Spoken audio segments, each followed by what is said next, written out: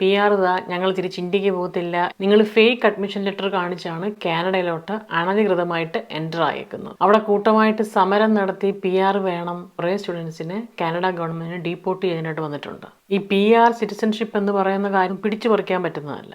Hello friends, welcome to my channel. എല്ലാവരും സുഖമായിട്ടിരിക്കുന്നു വിശ്വസിക്കുന്നു. നമ്മളിവിടെ സുഖമായിട്ടിരിക്കുന്നു. ഞാൻ പ്രിജി. കാനഡയിൽ പഠിക്കാൻ വരുന്ന സ്റ്റുഡൻസിനൊന്നും ഇവിടുത്തെ ഗവൺമെൻറ് ഒരു മോഹന വാഗ്ദാനവും കൊടുത്തിട്ടില്ല. നിങ്ങളിവിടെ കാശ് മുടക്കി 2-3 വർഷം പഠിക്കുന്നതല്ലേ, അതുകൊണ്ട് അവസാനം ഒരു PR തന്നേക്കാമെന്ന് ആരും പറഞ്ഞിട്ടില്ല. വേറെ ഒരു രാജ്യത്ത് പഠിക്കാൻ വന്നിട്ട് അവിടെ കൂട്ടമായിട്ട് സമരം നടത്തിയിട്ട് PR വേണമെന്ന് പറഞ്ഞാൽ എന്തെടുക്കാനാ? പേരൻസും സ്റ്റുഡൻസും ഒക്കെ ഇനി ലോൺ എടുത്തും വസ്തു വിറ്റും ഒക്കെ ഇങ്ങോട്ട് പഠിക്കാൻ വരുമ്പം PR ഉറപ്പായിട്ടും കിട്ടും എന്നുള്ള ചിന്തയങ്ങ് മാറ്റണം. കുറച്ചു പേർക്ക് അങ്ങനെയൊക്കെയുള്ള പ്രതിഭാസം നടന്നു എന്നത് സത്യം തന്നെയാണ്. ഈ സ്റ്റുഡൻറ് വിസയിൽ വരുന്നവരോട് ഗവൺമെൻറ് പ്രത്യേകം എഴുതി വാങ്ങിക്കുന്നുണ്ട്, നിങ്ങളിവിടെ പഠിച്ചിട്ട് തിരിച്ച് നാട്ടിൽ പോകുമോ? പഠിക്കുക എന്ന പർപ്പസിന് മാത്രമാണല്ലോ ഇങ്ങോട്ട് വരുന്നത്.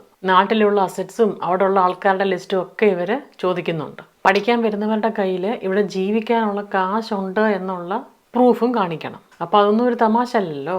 ഇപ്പോൾ കാശും കൊണ്ട് വന്നാലേ ഇവിടെ നമുക്ക് അഫോർഡ് ചെയ്യാൻ പറ്റത്തുള്ളൂ, പഠിക്കാനും ജീവിക്കാനും ഒക്കെ. ഇപ്പോൾ എല്ലാവരെയും കൊണ്ട് അത് പറ്റിയെന്ന് വരത്തില്ല. ഈ PR സിറ്റിസൺഷിപ്പ് എന്ന് പറയുന്ന കാര്യങ്ങളൊന്നും നമുക്ക് ഒരു കൺട്രിയിൽ നിന്നും പിടിച്ചു പറിക്കാൻ പറ്റുന്നതല്ല. അപ്പോൾ ആ സത്യങ്ങളൊക്കെ നമ്മൾ മനസ്സിലാക്കേണ്ടതാണ്. ഇന്ത്യൻ ഏജൻസ് ഫ്രോഡ് കാണിച്ചത് കൊണ്ട് കുറേ സ്റ്റുഡൻസിനെ കാനഡ ഗവൺമെൻറ് ഡീപ്പോർട്ട് ചെയ്യാനായിട്ട് വന്നിട്ടുണ്ട്.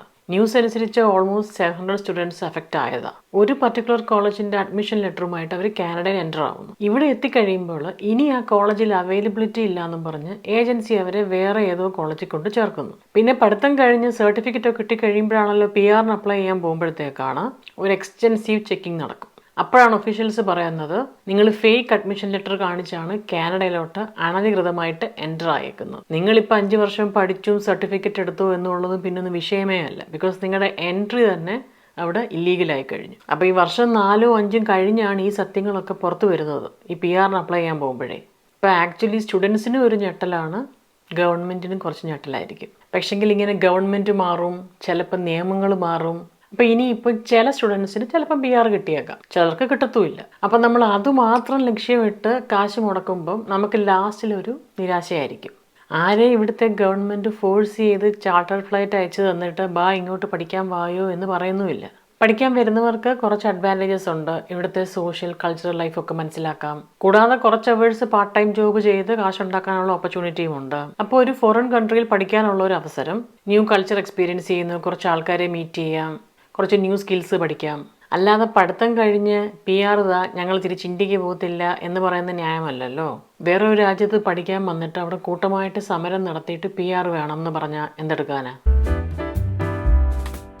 നിങ്ങളുടെ രാജ്യത്തിൻ്റെ യഥാർത്ഥ അന്തസ്സ് കാണിക്കാമെന്നേ ഉള്ളൂ, അല്ലാതെ പ്രത്യേകിച്ച് വലിയ കാര്യങ്ങളൊന്നും നടക്കാൻ പോകുന്നില്ല. ഇന്ത്യൻ സ്റ്റുഡൻസ് ഓരോന്ന് കാട്ടിക്കൂട്ടുമ്പം ഇവിടെ ഉള്ളവർക്ക് അവരുടെ യഥാർത്ഥ മുഖം ഇങ്ങനെ പയ്യെ മനസ്സിലായിക്കൊണ്ടിരിക്കുകയാണ്. ശരിക്കും സിറ്റിസൺസായിട്ട് കഴിയുന്ന ഇന്ത്യൻസിനും കൂടെ അതൊരു ന്യൂസൻസ് ആണ് ഇങ്ങനെയുള്ള സ്റ്റുഡൻസിൻ്റെ ചില ബിഹേവിയർ. അപ്പോൾ ഇനി അങ്ങോട്ട് ഇന്ത്യൻ സ്റ്റുഡൻസിൻ്റെ ഇത്ര ക്യാരക്ടറിസ്റ്റിക്സും ബിഹേവിയറും ഒക്കെ മനസ്സിലാക്കിയിട്ടായിരിക്കും ഗവൺമെൻറ് PR കൊടുക്കണോ വേണ്ടയോ എന്നൊക്കെ ഉള്ളത് തീരുമാനിക്കത്തുള്ളൂ. സ്റ്റുഡൻറ് വിസ പോലും ഗവൺമെൻറ് എന്തുമാത്രം റെസ്ട്രിക്ഷൻസ് ആണ് കൊണ്ടുവരുന്നത്. ഇന്ത്യയുടെ ചില സ്റ്റേറ്റ്സിൽ നിന്ന് വരുന്നവരാണ് കൂടുതൽ അലമ്പ് കാണിക്കുന്നതെന്ന് നമുക്കറിയാം. പക്ഷേ പറഞ്ഞിട്ട് കാര്യമില്ല. ഇവിടെ സൗത്ത് ഇന്ത്യൻസ്, നോർത്ത് ഇന്ത്യൻസ് അങ്ങനെയൊന്നുള്ള വേർതിരിവില്ല. എല്ലാവർക്കും ഒറ്റ ലേബലേ ഉള്ളൂ ഇന്ത്യൻസ് എന്നും പറഞ്ഞ്. ഇവിടെ ബ്രാംപ്ടണിൽ കുറേ പ്രൊട്ടസ്റ്റ് സ്റ്റുഡൻസ് നടത്തുന്നു, പിന്നെ PA കുറേ പ്രൊട്ടസ്റ്റ് നടത്തുന്നു.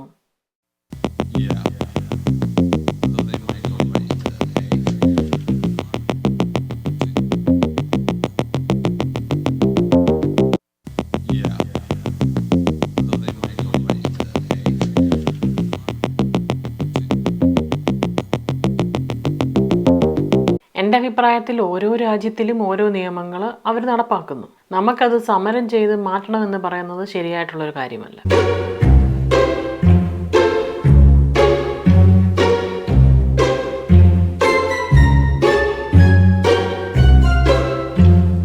നമ്മൾ കാനഡയിൽ ഒണ്ടാരിയോ എന്ന് പറയുന്ന പ്രൊവിൻസിലാണ്.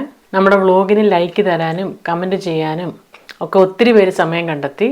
എല്ലാവർക്കും ഒരു ബിഗ് താങ്ക്സ്. ഇന്നത്തെ ഈ കൊച്ചു വ്ളോഗ് എല്ലാവർക്കും ഇഷ്ടപ്പെട്ടു എന്ന് വിചാരിക്കുന്നു. ഇഷ്ടപ്പെട്ടിട്ടുണ്ടെങ്കിൽ ലൈക്ക് ചെയ്യാനും സബ്സ്ക്രൈബ് ചെയ്യാനും ഒന്നും മറക്കല്ലേ. നമുക്ക് വീണ്ടും വേറെ വ്ളോഗിൽ കൂടെ കാണാം. അതുവരേക്കും ബൈ.